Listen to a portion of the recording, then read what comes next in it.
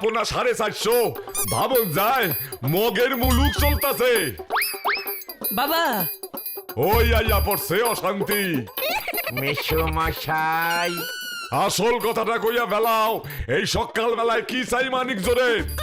অসংখ্য ধন্যবাদ আমাদের দুজনকেই মহামূল্যবান মানিক বলিবার জন্য। মেসোমশাই, আপনার পাওয়ার কত? কি মানে বলছিলাম যে চশমার পাওয়ার কত? কেন আমার চশমার পাওয়ার জান না তুমি কি করবা শুনি? কও না বাবা, দরকার আছে। বলুন না বলে ফেলুন, একবারে বলেই দেখুন না। ওই মানে দূরের পাওয়ারটা হইল গিয়া -4 আর কাছেরটা হইল মনে হয় +5। বুঝেছি, -4 আর +5 হয়ে যাবে। কি বুঝছো? আর হইবই বা কি? মাইনাসে প্লাস আর প্লাসে মাইনাসে মানে মাইনাস। বীজগণিতে শিখছি। দেখেছেন মেসোমশাই গদাইটার কাণ্ড? বীজগণিতের প্লাসে মাইনাসের সঙ্গে চশমার পাওয়ারের প্লাসে মাইনাস গুলিয়ে ফেলেছে। ওরে গদাই রে, চশমার সূত্র তুই জানিস না রে। চশমার পাওয়ারের ক্ষেত্রে প্লাসে মাইনাসে হয় ইনটু, অর্থাৎ দূরের পাওয়ার -4 আর কাছের পাওয়ার +5 মানে কাছে দূরে মিলিয়ে 4×5 20, অর্থাৎ মেসোমশাইকে ×20 পাওয়ারের একটা চশমা দিতে হবে। কি খাইয়া দাইয়া কাম পাইতেছ না বুঝি? সাত সকালে চশমার পাওয়ার লইয়া মস্করা। তগো ইন্টু মিন্টু আমি বাইর করুম গিন্নি। মা বাড়িতে নাই, রন্টুর মারে কচুর শাক দিতে গেছে। ওই মাছের মুড়া দিয়া মা কচুর শাক রান্না করছে তো। কি এখন মাছের মুড়ার দাম পাক্কা 58 টাকা দিছে। টানা 20 মিনিট দাম কইরা 2 টাকা কমাইছি। হে কিনা গেছে রন্টুর মায়েরে মাছের মুড়া দিয়া কচুর শাক দিতে। ×20 পাওয়ারের চশমা পড়লেই সব ঠিক হয়ে যাবে মেসোমশাই।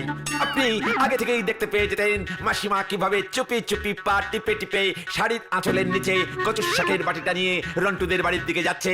আর তখনই আপনি খাপাত করে আটকে দিতে পারতেন। পাক্কা এক বাটি কচুর শাক, ওইতে মাছের মোড়ো বেঁচে যেত। দেহ গপু, মস্করার একটা লিমিট থাকুন চাই। এ কি মেসোমশাই, আপনি না আমার মেসোমশাই। মেসোমশাই তো বাবার মতোই, মানে হলো গিয়ে মাস্তুতো বাবা, মানে মেসোমশাই। আর আপনি আমার সাথে কিনা। গপুদা পালাও। তুমি তো বলেছিলে তোমার ওই চশমা পড়লে ভূত মানে অতীত দেখা যায়, মানে দিব্য দৃষ্টি শক্তি লাভ করা যায়। হ্যাঁ ঠিক ঠিক। ওরে ক্যারকেন্ডি ফরাসের দল, এ হলো দিব্য দৃষ্টি শক্তি লাভকারী মহাশক্তিশালী চশমা। সাধারণ চশমা যেমন গদাইয়ের বাবা চিন্টুর বাবা পরে, সেই সব চশমাগুলিতে মাইনাস পাওয়ারে দূরের আর প্লাস পাওয়ারে কাছের জিনিস দেখা যায়। ঠিক ঠিক। হ্যাঁ এইটা তো আমি জানি। আমার এই চশমার স্পেশালিটি কি জানিস? এখানে আমি প্লাস আর মাইনাস দুটোকে মিশিয়ে ইনটু করে দিয়েছি। এই চশমাটায় যেমন ×118 পাওয়ার আছে, অর্থাৎ 118 বছর অতীতে কি কি ঘটেছিল এবং 118 পরে কি কি ঘটবে সব সব একেবারে টালটালে জালের মতো পরিষ্কার দেখা যাবে। তার মানে এই চশমার দিব্য শক্তিতে আমরা অতীত বর্তমান সব দেখতে পাবো। ইনটু যত পাওয়ার থাকবে ঠিক তত বছর আগে আর পরে। এটার পাওয়ার যেমন ×118। এই যেমন এই মুহূর্তে আমি দেখতে পাচ্ছি আজ থেকে 118 বছর আগে গদাইদের এই বাড়িটা এখানে ছিলই না, তার বদলে এখানে ছিল। বউ বউ, তোমার মুখটা একটু দেখাও না বউ। ও বউ শুনছো, একবার একটু মুখটা দেখাবে না? ও বউ লজ্জা পাচ্ছ? আজ তো আমাদের ফুলসজ্জা গো, আজকে মুখ না দেখালে চলে? একবার একটু ঘোমটাটা তোলো না গো বউ। তবে রে হতো ছাড়া, তোর এত বড় সাহস আমার মুখ দেখবি? বাবা গো, ও মরে গেলাম ফুলসজ্জা রাতেই চল। আমাকে সমঝে না চললে আরো খাবি। লোকে তাহলে ঠিকই বললে, কি বলে? দানি লঙ্কা। কি?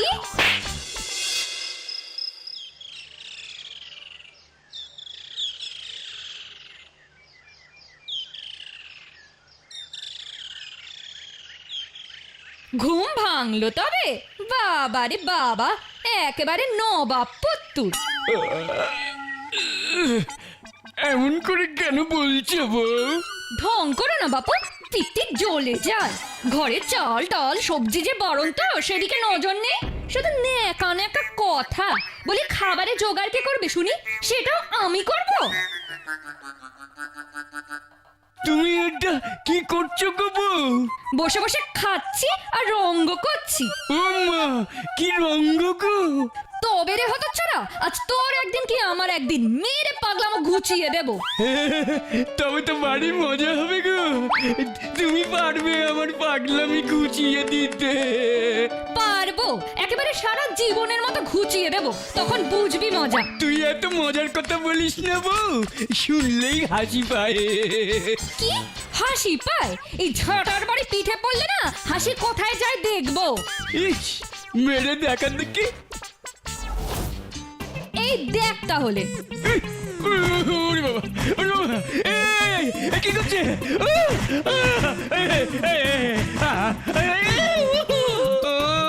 হতচ্ছাড়া মিনসে, আমার হাত থেকে পালাবি? কতক্ষণ বাইরে থাকবি রে? সেই তো ঘরে ফিরবি, তখন তোকে কে বাঁচাবে দেখবো। খুব দজ্জাল বউ তো। এই বউ আমাকেও তাড়িয়ে ছাড়বে মনে হচ্ছে। এটা কিছুতেই হতে দেওয়া যাবে না। আমার এতদিনের বাসস্থান।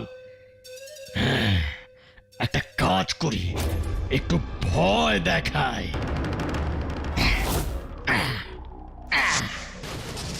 ও মা, কিসের শব্দ হচ্ছে? বাইরে তো বৃষ্টি হচ্ছে না, তবে কি কেউ ইট ছুঁড়ে মারছে ছাদে? কাউকে দেখছি না তো, চারিদিক ফাঁকা। ছাদে তবে ইট মারছে কে? ওরে মুখ পোড়া মিনসে, গাছে উঠে বসে আছিস? ভেবেছিস আমি ভয় পাবো? তোর এত বড় সাহস! ভালো চাষ তো নেবে আয় বলছি। ইট ছুঁড়ে আমাকে ভয় দেখানো? ভেবেছিলি আমি ধরতে পারবো না? ফের বলছি নেবে আয়। কি হচ্ছে নাকি? আজ পর্যন্ত কেউ আমার সাথে এরকম করার সাহস পায়নি।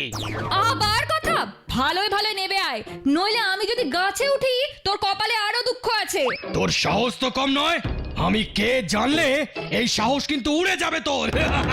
কি আমার বীর পুরুষ এলেন রে, গাছে বসে সাহস দেখাচ্ছে, সামনে আসার মুরদ নেই। কি বিপদ! তবে দেখবি আমার সাহস। এবার কিন্তু রাগে আমার ব্রহ্মতালু জ্বলে যাচ্ছে বলছি। বউ, আবার সাবধান করছি, ফের ঝাঁটা মারলে আমিও কিন্তু তোকে ছেড়ে দেব না। বটে, কি করবি তুই আমায়?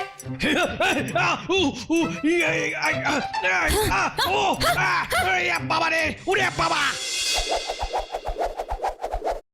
আছো কেমন ভায়া? আমাকে দেখে চিনতে পারছো না বোধহয়? তোমাকে কি আগে কোনোদিন দেখেছি যে চিনবো? নিজের পড়শি দত্তিকে চিনলে না? ভালো করে তাকিয়ে দেখো। বাবা গো, তুমি সত্যি? আরে আস্তে আস্তে, একটা কথা বলবো? কি শুনি? তুমি কেন নিজের বাড়ি ছেড়ে এখানে বসে আছো সে খবর আমি জানি। আচ্ছা, জানো যদি বলো না কেন? তোমার দজ্জাল বউয়ের জন্য তুমি ঘর ছাড়তে বাধ্য হয়েছো। ঠিক বলেছি তো? একদম ঠিক, একদম ঠিক। কিন্তু তুমি জানলে কি করে? আরে আমিও তো তোমার বউয়ের জন্য আমার এত সাধের বাসস্থান ওই বট গাছ ছাড়তে বাধ্য হয়েছি। বললো কি তোমাকেও বউ মেরেছে? সে কি সোজা মার মেরে আমার অবস্থা কাহিল করে ফেলেছে। বাবা, কি সাংঘাতিক! এই বয়সে এত মার সহ্য হয় না, খুব কষ্ট হচ্ছে। ইসরে, কোথায় কোথায় ব্যথা? কোমরে মনে হচ্ছে একেবারে ভেঙে গেছে গো। এমন করে আর কেঁদো না। কি মেয়ে বাবা, এসেই দুজনকে বাড়ি থেকে তাড়ালো? না গো না, এককালে তোমাদের অনেক জ্বালিয়েছি, সেই পাপের ফল এখনো ফলছে। এ কথা বলছো কেন? কিসের পাপ? পাপ তো বটেই। আজ তোমাকে আমি সব বলবো, কিচ্ছু লুকাবো না। তুমি যদি দয়া করে সবটা শোনো তবে আমি খুব শান্তি পাবো। শুনবে ভাই? হ্যাঁ, নিশ্চয়ই শুনবো, তুমি বলো।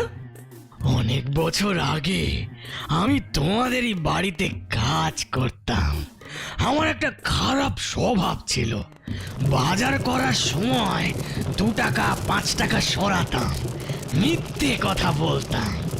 ও মা, বলো কি? একদিন বিপদ ঘটে গেল। কি বিপদ? বলো বলো।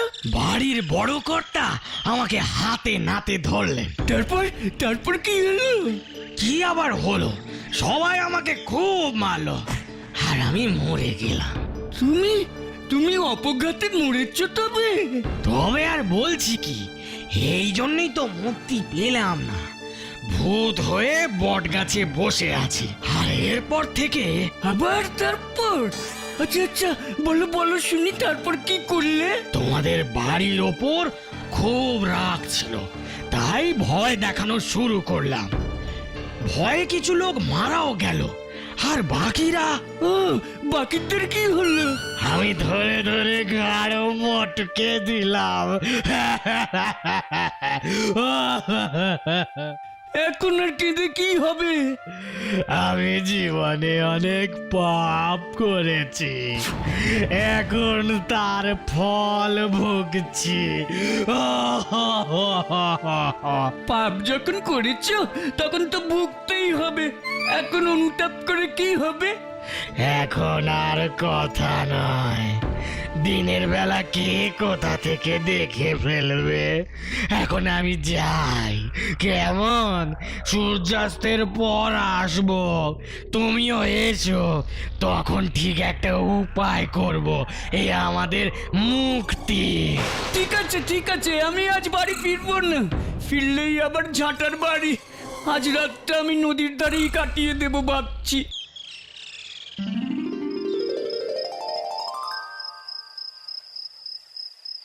এতটা করা বোধহয় ঠিক হয়নি। সেই সকালে মিনসেটা বেরোলো ঝাঁটার বাড়ি খেয়ে, এখনো তো ফিরলো না। আমি এখন কি করি যদি বাড়িতে না ফেরে? ও গো, এ আমার কি সর্বনাশ হলো গো! হায় হায়, এ আমি কি করলাম? নিজেই নিজের কপাল পোড়ালাম, এখন আমার কি হবে গো? হায় ভগবান, তুমি এত নিষ্ঠুর হয়েও না, এমন চরম শাস্তি আমায় দিও না, আমার খুব শিক্ষে হয়েছে। হায় হায়। আমি আর তুমি একই কারণে আজ ঘর ছাড়া, তাই তুমি আর আমি আজ থেকে বন্ধু। বলো কি বন্ধু? কেন ভয় পাচ্ছ? আমি তোমাকে সাহায্য করেই প্রায়শ্চিত্ত করব, তবেই আমার মুক্তি হবে। এ তো বেশ ভালো কথা। আমি একটা বুদ্ধি বের করেছি, বুঝলে বন্ধু? কি গো? তবে বলি শোনো, মন দিয়ে শুনবে কিন্তু। কথা মতো চললে তোমার ভালোই হবে, তোমার আর কোনো অভাব থাকবে না। আচ্ছা বলো তবে। এসো আমার সাথে, কোথায়? ওই নগরে যাব। কিন্তু নগর তো বহু দূরে। আরে আমি সঙ্গে থাকতে তোমার এত চিন্তা কেন?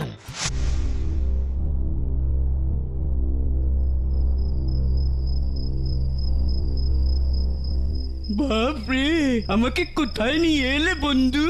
এত বড় বাড়ি কার? রাজপ্রাসাদ, বুঝলে না? ও, রাজার বাড়ি, তাই এত সুন্দর? আমি তো এক সময় রাজার বাড়িতেও কাজ করতাম, পরে তোমাদের বাড়ি গেছি। জানো তো বন্ধু, রাজার একটা মেয়েও আছে, খুব সুন্দর। দূর থেকে দেখতাম আর মনে মনে রাজকন্যা লাভ করার স্বপ্ন দেখতাম। যাবে নাকি রাজকন্যার কাছে? না বাবা, আমি গিয়ে কি করব? তোমার ইচ্ছা হয়েছে, তুমি বরং যাও। ওই যে দূরে বড় বাড়িটা দেখা যাচ্ছে, ওটাই হলো গিয়ে উজিরের বাড়ি। উজিরেরও এক মেয়ে, আমি তার ঘাড়ে আগে চাপবো ঠিক করেছি। ও মা গো, সে কি? তখন মেয়েটা আর স্বাভাবিক থাকবে না। কিন্তু তাকে অসুস্থ করে কি লাভ? আরে এটাই তোমার সুযোগ। সুযোগ? হ্যাঁ, তখন তুমি কবিরাজ সেজে উজিরের কাছে যাবে। তুমি গেলে আমি ওই মেয়েকে ছেড়ে চলে যাব, বুঝলে? ও আচ্ছা আচ্ছা, বুঝেছি। তোমার কত বুদ্ধি। উজিরের মেয়েকে দিয়েই আমার অর্থ উপার্জন শুরু, কি তাই তো?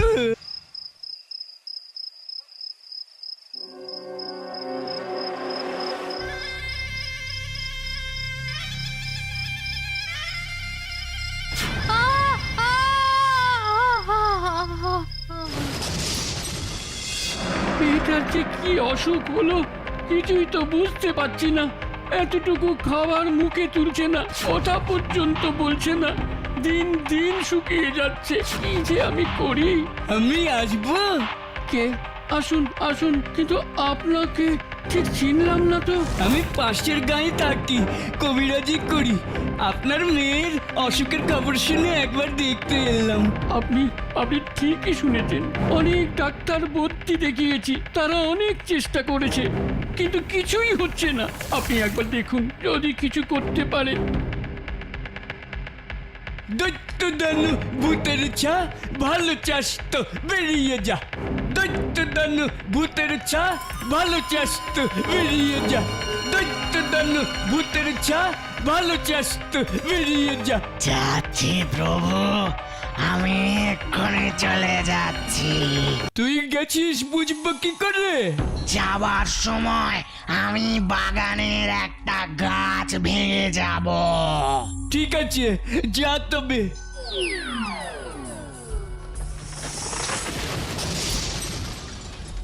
বাবা, বাবা গো, আমাকে জলদি খেতে দাও, আমার খুব খিদে পেয়েছে। কবিরাজ, তুমি মানুষ নও, ভগবান। ধন্য তোমার চিকিৎসা, ধন্য। সবই ঈশ্বরের ইচ্ছা, আমি চেষ্টা করেছি মাত্র। কবিরাজ, এই সামান্য উপহারটুকু গ্রহণ করলে আমি ধন্য হব। এত এত কি হবে? দয়া করে না করবেন না। এটা না নিলে আমি আমি বড় দুঃখ পাবো। দারুণ দারুণ গল্পটা। তার মানে তুমি কইতাছো আমাগো এই বাড়িতে ওই যোগদৈত্যটা থাকতো? তখন তোদের কি আর এই বাড়ি ছিল রে? তবে কি জানিস, আমার তো মনে হয় এখনো ওই জগু দৈত্য এই বাড়িতেই আছে। হ্যাঁ রে, এই জায়গাটার উপর হয়তো ওর মায়া পড়ে গেছে একটা। এইটা তুমি কি কইতাছো কপুদা? আমাগো বাড়িতে ওই দৈত্য? হ্যাঁ রে, দৈত্য আছে, খালি চোখেই দেখা যায় সেই দৈত্যকে। শুধু দেখবার মতো চোখ থাকতে হয়। বলুন তো, আমি ঠিক বলেছি